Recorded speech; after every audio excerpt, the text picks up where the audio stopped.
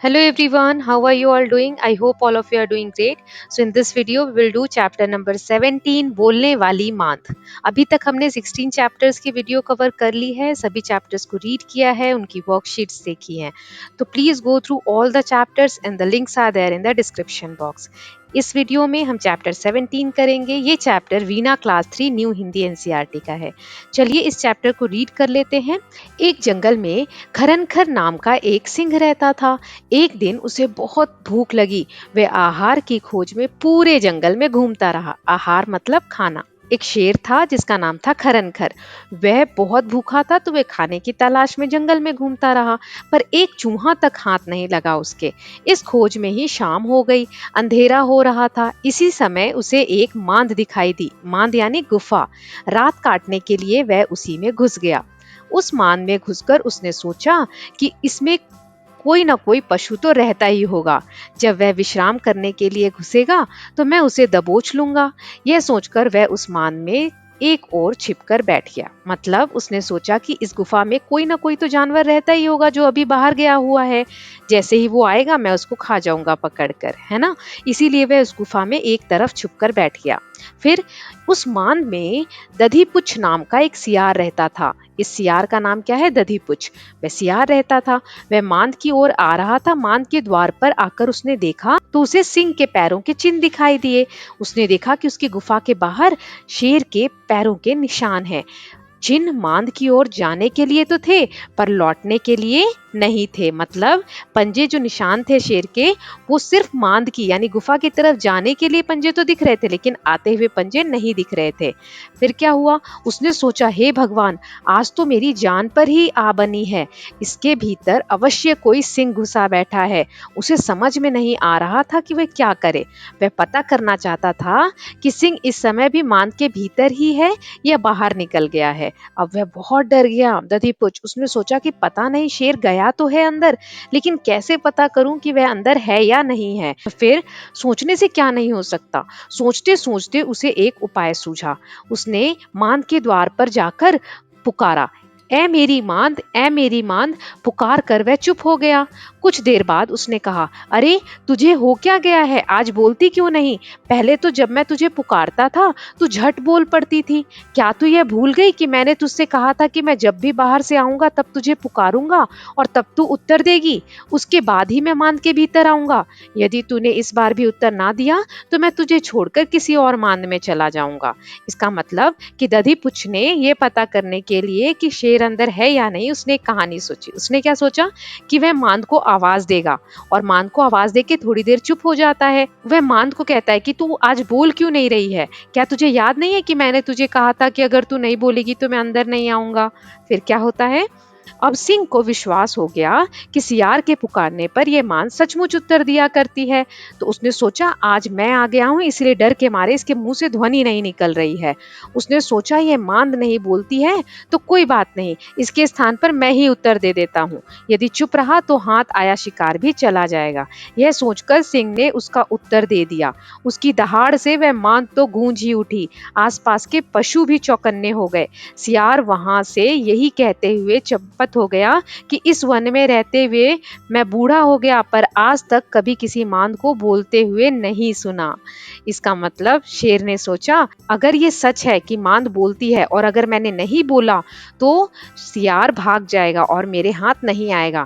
तो यह सोचकर उसने सोचा कि चलो, गुफा नहीं बोलती तो मैं ही बोल देता हूँ। वह जोर से दहाड़ता है। उसके दहाड़ने से आसपास के सभी पशु, जो भी जानवर होते हैं, सब चौकन्ने हो जाते हैं और सियार को पता चल जाता है कि मांद के अंदर शेर है, और वह ये बोलता हुआ वहां से भाग जाता है। आज तक उसने किसी गुफा को बोलते हुए नहीं सुना। वह तो इसने इसलिए किया था कि गुफा में से आवाज आएगी तो उसे पता चल जाएगा कि शेर है। तो ये प्यारी सी कहानी भगवान सिंह जी ने लिखी है। चलिए अब इस कहानी की वर्कशीट को देखते हैं। बातचीत के लिए कुछ प्रश्न है। पहला है, आपको भूख लगती है तो आप क्या क्या खाने की कामना करते हैं? तो मुझे भूख लगने पर मुझे पूरी सब्जी बहुत अच्छी लगती है। आपको क्या अच्छा लगता है वो आप बताएंगे। नेक्स्ट है, क्या आपने किसी पशु के पैर के चिन्ह देखे हैं? किस पशु के चिन्ह देखे हैं पैर के, आपको ये बताना है। तो हाँ, मैंने बिल्ली और कुत्ते के पंजों के निशान देखे हैं। चिन्ह देखे हैं। आपने जिसके भी देखे हैं वो आप लिख सकते हैं। और भी जानवरों के देखे हैं, लेकिन मैंने यहाँ 2 के एग्जाम्पल दिए हैं। फिर है सिंह मांद यानी गुफा में रहता है। मांद में कौन कौन से जानवर रहते हैं? तो यहाँ मैंने एक एग्जाम्पल दिया है, भेड़िया भी गुफा में रहता है। फिर है कठिन समय में बुद्धि अधिक काम आती है या शक्ति? तो कठिन समय में बुद्धि काम आती है, शक्ति से कुछ काम नहीं बनता। जैसे इस कहानी के हिसाब से सियार ने अपनी बुद्धि का उपयोग किया और अपने से ज्यादा बलशाली शेर से वह बच गया। तो अब अगला देखते हैं, सोचिए और लिखिए कुछ प्रश्न है। पहला है, दधीपुछ ने कैसे जाना कि मांद में खनक शेर बैठा है? तो मांद के द्वार पर सिंह के पैरों के चिन्ह देखकर दधीपुछ को समझ में आ गया कि अंदर शेर बैठा हुआ है, या शेर का नाम था खरनखर, तो खरनखर शेर बैठा हुआ है। इस कहानी में सिंह का नाम खरनखर है और सियार का नाम दधीपुछ है। आप इनके क्या नाम रखेंगे? कुछ भी नाम आप बता सकते हैं। जैसे मैंने एक एग्जाम्पल दिया, मैं सिंह का नाम शेरा रखती और सियार का नाम बहरा रखती। फिर यदि आप सिंह के स्थान पर होते तो आप क्या करते? मैं समझदारी से काम लेती और आवाज नहीं लगाती। आपको क्या लगता है आप क्या करते, वो बताइए। फिर है, जब सियार ने पुकारा ए मेरी मांद, ए मेरी मांद, तब सिंह ने उत्तर दिया। सिंह ने क्या उत्तर दिया होगा? तो सिंह बोल थोड़ी सकता था, वो तो दहाड़ता है, तो सिंह ने दहाड़ा होगा। इसीलिए दहाड़ की आवाज से सभी पशु पक्षी आसपास के डर गए थे। नेक्स्ट है शब्दों का खेल। कहानी में मांद शब्द कितनी बार आया है? तो जब आप कहानी को रीड करेंगे तो मैंने यहाँ काउंट करके टोटल 17 लिख दिया है। आप काउंट करिएगा मांद कितनी बार लिखा है, तो आप पाएंगे कि 17 बार लिखा। हो सकता है मुझसे एक आध बार छूट गया हो, तो अच्छे से काउंट करके आप लिखेंगे, ठीक है। फिर कहानी में आए चंद्र बिंदी वाले शब्द छांट कर लिखिए। तो कहानी में मांद शब्द आया है, अंधेरा आया है, लूंगा आया है, आऊंगा आया है, और भी है। मैंने यहाँ 4 बॉक्स थे तो 4 नाम लिख दिए, जो 4 चीजें लिख दी जिसमें चंद्र बिंदु आई है। फिर है समान अर्थ वाले शब्दों की जोड़ी बनाकर लिखिए। जैसे शेर सिंह, तो हम शेर को सिंह भी बोलते हैं या शेर भी बोलते हैं। ऐसे ही जंगल वन, जंगल को हम वन भी बोलते हैं, वन को हम जंगल भी बोलते हैं। फिर गुफा को मांद भी बोलते हैं, द्वार को दरवाजा भी बोलते हैं, ठीक है। तो इस तरीके से सेम मीनिंग वाले शब्द हमने ढूंढकर एक साथ लिख लिए हैं। नेक्स्ट है, नीचे लिखे शब्दों की सहायता से हमें वाक्यों को पूरा करना है। यहाँ पर हमें स्त्रीलिंग और पुल्लिंग शब्दों में अंतर दिया हुआ है। जैसे भूल गई, भूल गया, मतलब अगर लड़की बोलती है तो कैसे बोलती है? मैं भूल गई। और लड़का बोलता है तो कैसे बोलता है? मैं भूल गया।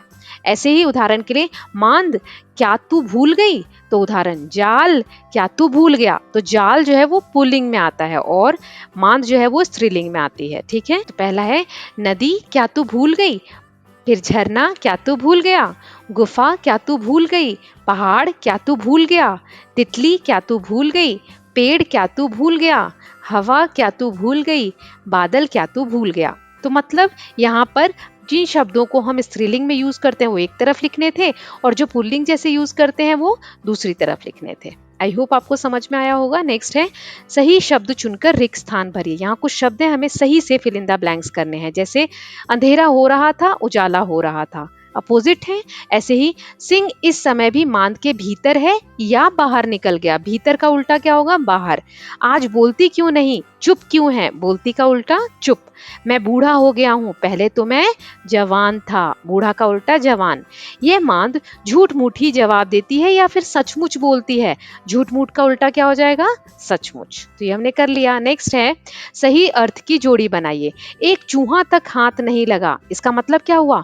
कोई शिकार नहीं मिला। मेरी जान पर ही बन आती, तो इसका मतलब है बड़े संकट आने पर हम उसमें फंस जाते हैं तब ऐसा बोलते हैं, तो इससे मैच करेंगे।